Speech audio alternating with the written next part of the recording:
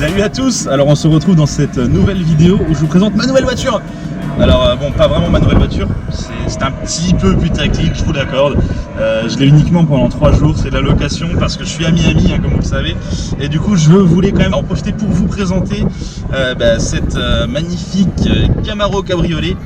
Alors je vous préviens tout de suite, c'est un V6, c'est la petite, c'est la RS, donc c'est pas la grosse V8 qui fait du bruit, c'est la petite V6 qui fait quand même du bruit et qui marche quand même bien. Disons que ça suffit pour aller à Miami Beach et pour prendre des coups de soleil. Donc non, c'est vraiment très bien. Donc je vais vous la présenter. Allez, c'est parti. Alors là, on est sur une des petites des nombreuses îles que compose Miami. Il y a un peu de vent aujourd'hui, j'espère qu'il n'y en a pas trop parce qu'on voudrait essayer de faire quelques images de drone. Donc s'il y a trop de vent, ça ne marchera pas. Et aussi j'espère qu'il n'y a pas trop de vent pour qu'il n'y ait pas trop de bruit sur le micro. Donc la voici, la fameuse Camaro. Donc c'est un modèle 2017 avec le facelift. On a les LED, petites LED dans l'autre sens. C'est la finition RS. Un petit peu plus de trucs, je crois, je sais pas exactement. Honnêtement, je ne suis pas renseigné énormément sur cette voiture. C'est la version cabriolet. De toute façon, il faut savoir qu'aux États-Unis, il est assez compliqué de louer un coupé en fait. J'avais spécifiquement demandé une Camaro ou une Mustang en cabriolet. On m'a expliqué très rapidement que de toute façon, je pourrais pas louer une Mustang ou une Camaro coupée. Donc voilà, ma préférence va forcément vers la Camaro parce que si j'avais loué une Mustang, j'aurais eu le 2 litres EcoBoost. Donc là au moins j'ai un V6, c'était le minimum requis histoire de pouvoir m'amuser un petit peu. Elle sonne quand même plutôt bien, c'est pas le V8, c'est pas le gros V8 qui râle, mais ça sonne quand même plutôt bien. Et puis faut avouer qu'elle a quand même de la gueule. Je veux dire, là elle présente vraiment bien dans cet environnement un peu urbain abandonné. En fait, il faut savoir que là je suis à l'ancien stade de Miami, donc on l'a ici, donc c'est vraiment des bâtiments abandonnés, donc le cadre est assez sympa. On va faire le tour de cette voiture quand même. Magnifique jante, personnellement j'adore les jantes. Alors on a une finition avec un drapeau rouge, blanc, bleu. Alors j'imagine que c'est pour les couleurs américaines, etc. Je sais pas exactement à quoi ça correspond, il faudra que je regarde. Oui, je vous l'accorde, je suis en train de vous présenter une voiture que je ne connais pas. En même temps, je l'ai depuis quelques heures et je l'aurai juste pendant 3 jours. Donc oui, j'avoue, je me suis pas renseigné énormément. Je vous avoue que même quand je l'ai louée, je savais même pas quelle couleur elle allait être. Au final, elle est noire sur noir, donc c'est très bien. Mais je savais même pas quelle couleur elle allait être. Mais non, je l'ai conduite, voilà, comme je le disais pendant ces quelques dernières heures. Les points positifs, ça sonne bien, ça marche quand même pas mal. La boîte met un temps fou à réagir. La boîte automatique met un temps fou à réagir, c'est-à-dire que quand j'appuie, on a 2-3 secondes avant qu'elle parte. Et ça, c'est un petit peu frustrant quand je veux doubler ou des trucs comme ça. C'est un petit peu chiant de devoir toujours venir shifter aux palettes parce que si je mets le pied dedans, alors elle donne rien. Point positif quand même, ça va être au niveau de CarPlay, parce que cette voiture, comme elle est relativement récente, elle a le CarPlay, donc on va pouvoir aller à l'intérieur et je vais pouvoir vous montrer un petit peu à quoi ça correspond. Alors nous voilà à l'intérieur de cette Camaro. Alors ceux qui connaissent un petit peu, dites-moi s'il y a une version un peu plus sympa de cet écran, parce que là j'ai l'impression d'avoir le petit écran avec les petits boutons. J'ai l'impression que j'ai pas beaucoup d'options là-dedans. On va déjà la démarrer. Petit logo Chevrolet qui va bien. MyLink. Le compteur en miles, forcément, c'est une américaine, une vraie. Boîte automatique, forcément. Alors on a les sièges tissu, petite surpiqûre blanche, mais on est vraiment sur du full tissu. On n'a pas grand chose là-dedans, clairement. On n'est pas. À mon avis, on n'est vraiment pas sur la version la mieux équipée du monde. Alors ouais, ce que je disais, c'est là, il suffit vraiment de venir brancher son iPhone. Je vais faire ça tout de suite. Voilà, comme je disais, il suffit vraiment de venir brancher l'iPhone. Ok, pratiquement plus de batterie. Déverrouillez votre iPhone pour lancer CarPlay. Ok. Je déverrouille. Ok. Et du coup, ouais, voilà, on se retrouve sur CarPlay où je peux obtenir 10 heures, Je peux obtenir la carte. C'est vraiment pas mal. Bon là j'ai plus de connexion actuellement. J'utilise un autre téléphone pour me faire un partage de connexion et là le téléphone est désactivé, donc j'ai pas la carte. Mais tout à l'heure on l'a utilisé en GPS et ça marche vraiment bien. Alors on peut également téléphoner, etc. Non, CarPlay c'est vraiment pas mal dans cette voiture, vraiment bien. On a également une clim très froide malgré le fait qu'on soit en cabriolet. D'ailleurs je vais l'éteindre parce que ça sert vraiment à rien. Ah bah on voit même que j'ai des WhatsApp. Alors il va pas me les afficher hein, parce que Siri requiert une connexion internet. Voilà, en fait il utilise Siri pour me donner pour me lire les messages. Siri ne fonctionne pas sans connexion internet.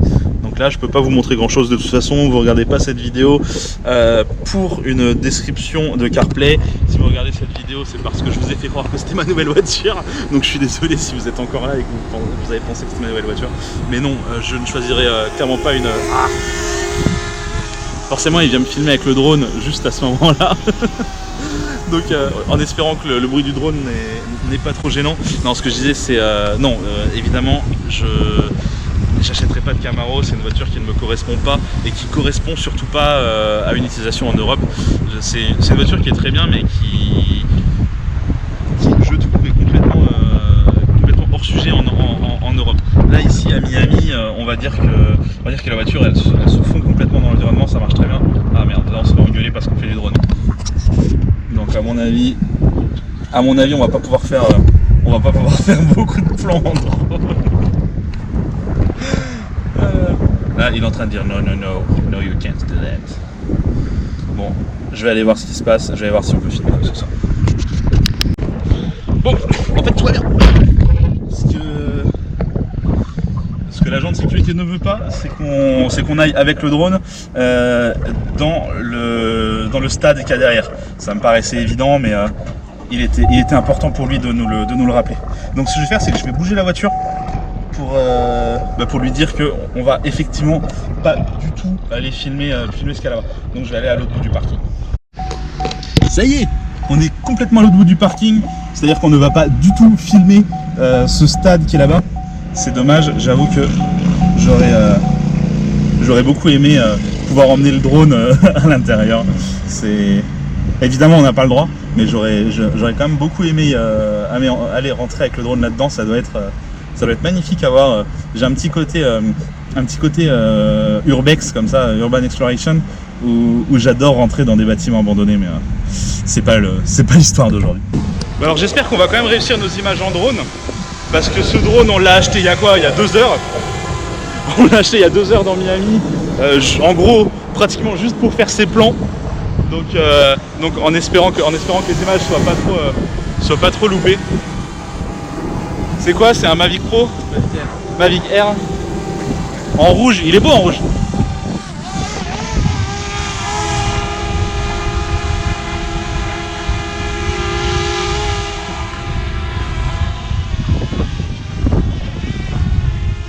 Alors au niveau design, je la trouve vraiment réussie. On reconnaît vraiment l'esprit vintage de l'ancienne, hein, clairement. Alors il y a le facelift qui a été présenté très récemment. Je vais vous mettre une petite image. Personnellement, j'aime pas du tout. Celle-ci, j'aime beaucoup. Le facelift, je suis vraiment pas fan. Je trouve qu'il se passe un truc à l'avant qui est pas terrible quoi. Et je trouve ça un peu dommage. Sur celle-ci, ce que je vais pas aimer, c'est les petites barres chromées qu'on a en bas dans la calandre. Je suis pas sûr qu'on retrouve ça sur tous les modèles, c'est peut-être uniquement sur les modèles RS, mais ouais, on a la petite bande chromée ici. Autant de près ça rend pas trop mal, autant quand on s'éloigne on a presque l'impression que c'est des petites sortes de LED qu'on aurait collées, vous savez les LED Noroto, et c'est un petit peu dommage. Je trouve que ça fait un peu cheap et je trouve ça ouf. Alors est-ce que moi je les aurais pas mis du tout? Peut-être, ou peut-être qu'il y avait autre chose à trouver, je sais pas. Mais je trouve que c'est pas, on n'est pas au top là-dessus.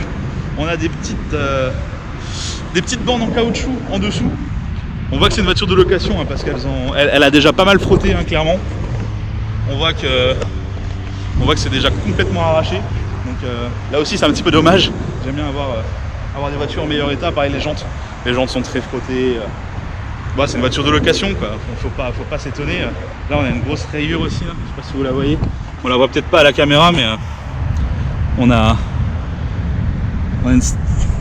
une sacrée rayure ici. Bon, disons que c'est des choses qui arrivent. Aussi, l'emplacement du petit logo RS à l'arrière. On a le petit logo RS qui est posé comme ça sur le pare-choc à l'arrière. Je trouve que y a un truc qui va pas. Clairement, on a l'impression encore une fois que c'est un logo que j'ai acheté chez Noroto et que j'ai collé ça à l'arrière de la voiture sans vraiment réfléchir à son emplacement, à sa couleur, à sa forme. J'ai l'impression vraiment qu'il a pas grand chose à foutre là et je trouve ça un petit peu dommage, quoi.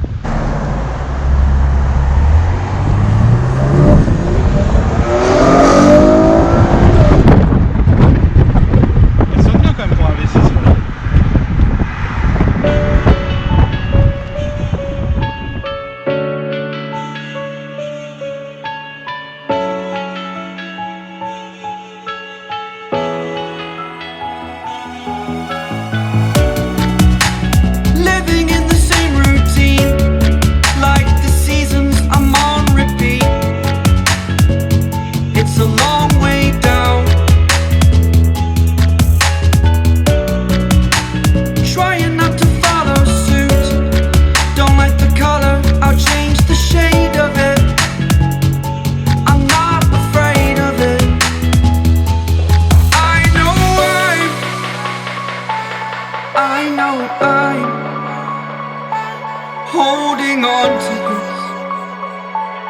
Holding on